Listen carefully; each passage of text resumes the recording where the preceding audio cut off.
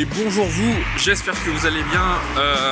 Si j'ai pris le train des Pots-Trombinet aujourd'hui, c'est pour prendre la direction de Genève où s'ouvre aujourd'hui le salon de l'auto 2018. Donc je viens de sortir du train, je me dirige vers le Palexpo qui est là. Il faut marcher. De toute façon cette journée va servir beaucoup à ça. Il fait pas beau donc on sera mieux à l'intérieur dans les allées de Palexpo. Suivez-moi, il y a un joli programme encore cette année, mais j'ai l'impression de vous dire ça à chaque fois de toute façon. Allez, c'est parti.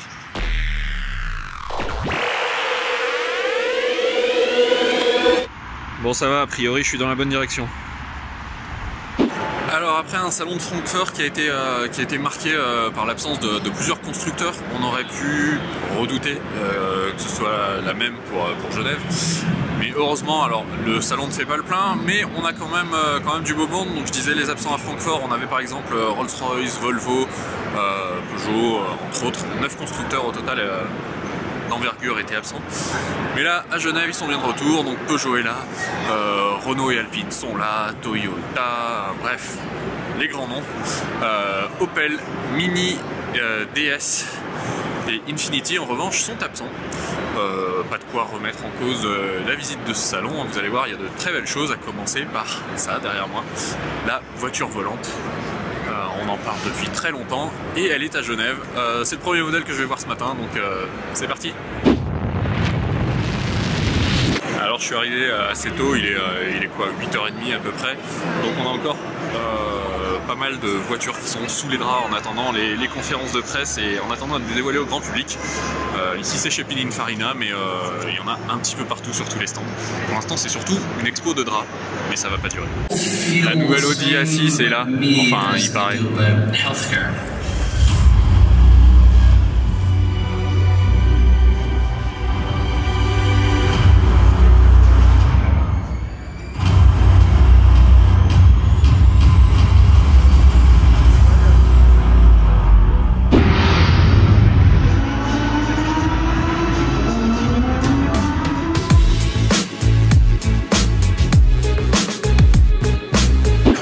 Qui passe pas inaperçue dans les allées de Palexpo cette année, c'est la nouvelle Porsche 911 GT3 RS. Alors déjà parce que c'est une Porsche, ça suffit à attirer la foule, parce qu'il y a beaucoup de monde sous le capot aussi, mais en plus parce qu'elle a un coloris difficile à cacher.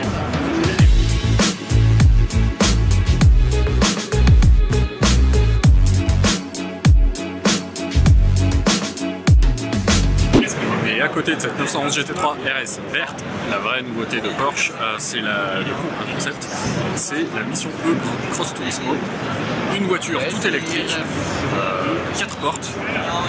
Je la trouve assez spéciale niveau look, notamment pour sa face avant. Après bon, les goûts et les couleurs, hein, je vous laisse juger.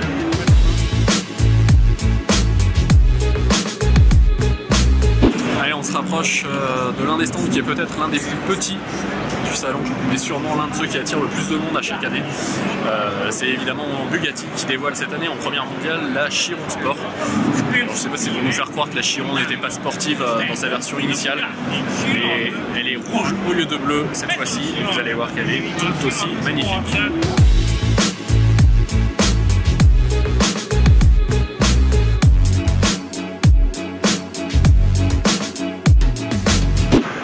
Je l'ai dit, Opel n'est pas là cette année à Genève, mais c'est pas grave parce que la place laissée vacante n'est évidemment pas restée vide. Un autre constructeur l'a remplacé et pas des moindres, puisque c'est Aston Martin là qui se cache derrière moi, derrière cette petite Formule 1 et derrière les draps qui ne demandent qu'à être soulevés. La conférence de presse a lieu dans une petite heure, donc voilà. Et ce qui me fait rire, allez j'avoue, c'est que le voisin de Aston Martin, lui, n'a pas changé.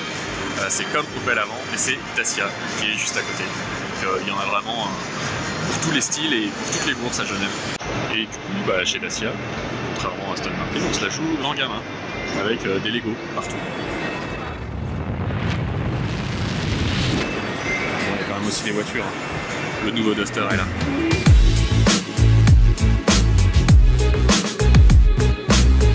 Alors une des bonnes surprises de ce salon, enfin pour moi en tout cas, on connaissait déjà les Seat Ibiza et Leon Cupra bien survitaminé, et bien désormais, d'ici la fin de l'année 2018, Cupra va devenir une marque à part entière, un petit peu comme DS ou comme Polestar chez Volvo. Alors la sportivité sera au rendez-vous et le luxe aussi, nous dit-on. Hâte de découvrir ça, ça va commencer avec l'ATK Cupra, avec un logo ici que je trouve aussi très chouette. Seat veut monter en gamme et avec cette extension de marque, je pense qu'ils font quelque chose de très chouette. Affaire à suivre.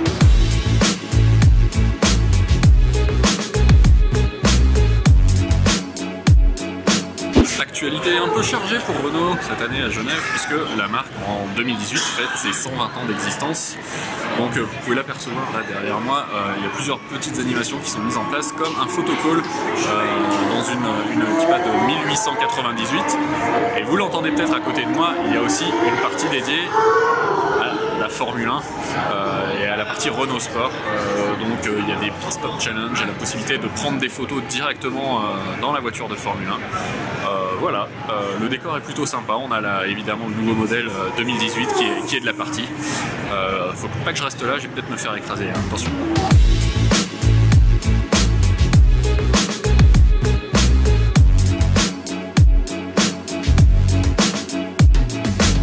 Alors juste à côté du stand Renault bien sûr, il y a à nouveau le stand Alpine qui attire nettement moins de monde que l'année dernière quand la marque avait vraiment dévoilé la nouvelle voiture.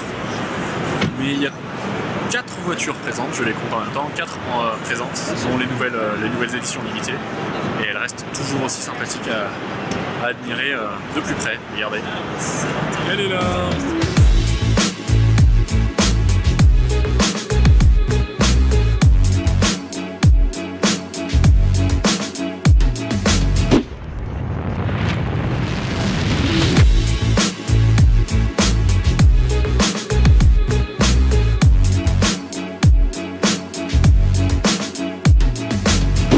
La subtilité américaine dans toute sa splendeur. Dodge, et Ram juste derrière. Un truc de gros bourrin.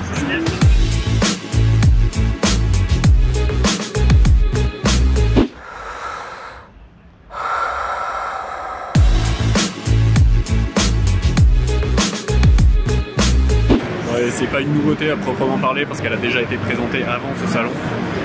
Mais cette McLaren Senna est pour moi l'une des plus belles du moment.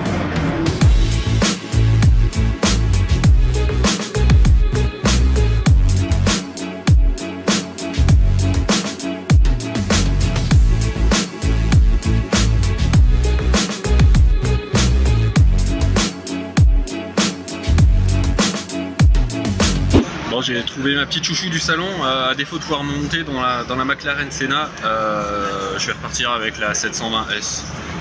Elle est bien aussi.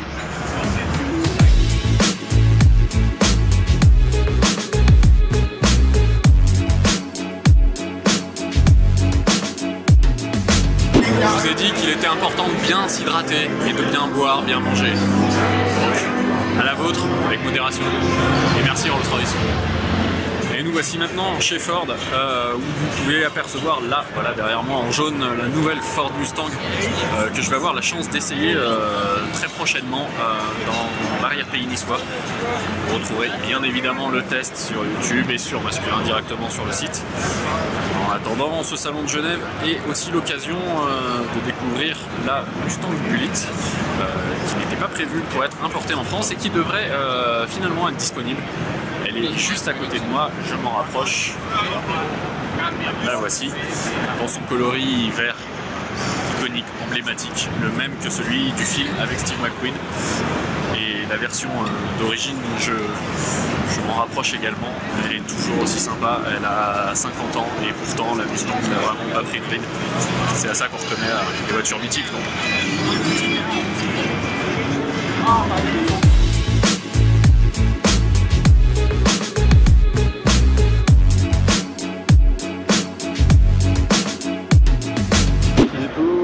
Chez Jaguar qui récupère l'espace laissé vacant par Citroën et DS cette fois. Un grand espace, Jaguar et Land Rover exposent ensemble et la star ici c'est la E-Pace, la voiture toute électrique de Jaguar que certains annoncent comme la principale concurrente de la Tesla Model S. Il y a aussi la Fisker Emotion dont on a parlé sur le masculin il n'y a pas très longtemps qui vaut le détour. Mais en tout cas, au niveau des voitures électriques haut de gamme, il y a vraiment de très beau monde en ce moment.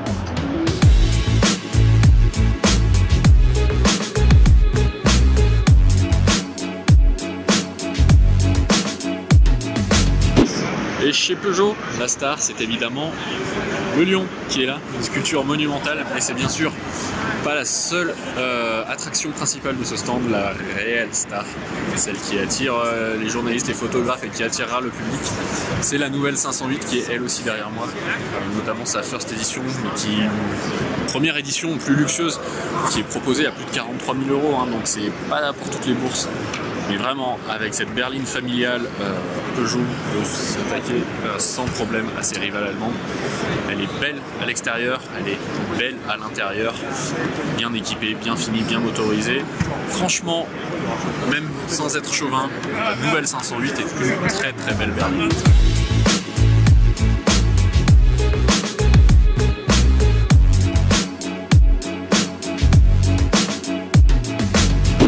Bon, on est chez Mercedes et il y a encore Denis Brognard qui veut me voler la vedette et qui est en train de tourner Automoto. Denis, s'il te plaît, laisse faire les pros.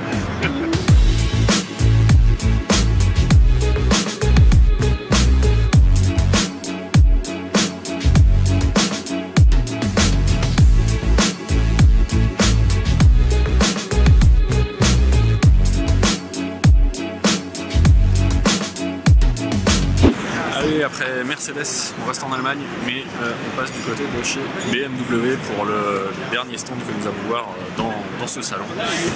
Le constructeur qui dévoile ici son nouveau SUV, le X4, et un concept, le M8 Grand Coupé. Je vérifie hein, parce qu'on s'y perd un peu là dans tous ces chiffres et toutes ces lettres. Voilà, le X4 massif. Voilà, c'est ce qui lui correspond mieux, je pense.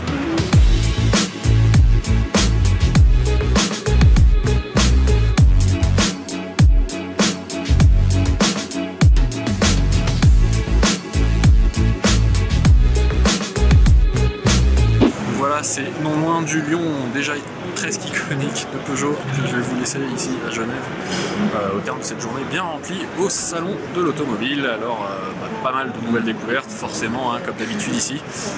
Je retiendrai pour ma part la nouvelle Lexus UX qui a attiré trop de monde à mon goût. J'ai mis un peu de temps à voir mais qui était très chouette. Cupra qui devient une marque à part entière chez Seat et qui promet beaucoup à la fois de la sportivité et du luxe. Puisqu'on est ici, le stand Peugeot, la 508, on l'avait déjà découverte un petit peu en image, on la voit en vrai et elle est aussi sympa qu'elle avait l'air. Je vous passe toutes les nouveautés qu'on a pu découvrir chez les constructeurs de luxe comme Lamborghini avec la Huracan Performante Spider, Ferrari, Porsche, j'en passe et des meilleurs. J'ai toujours un coup de cœur pour la McLaren Senna, je l'ai dit aussi. Bref, ce serait trop long de toutes vous les citer, donc je vais vous laisser en compagnie de mon copain le lion. Et puis je vous dis à très bientôt sur masculin.com. Likez, abonnez comme d'habitude et lisez l'article déjà en ligne sur le site. À bientôt. À bientôt sur masculin.com.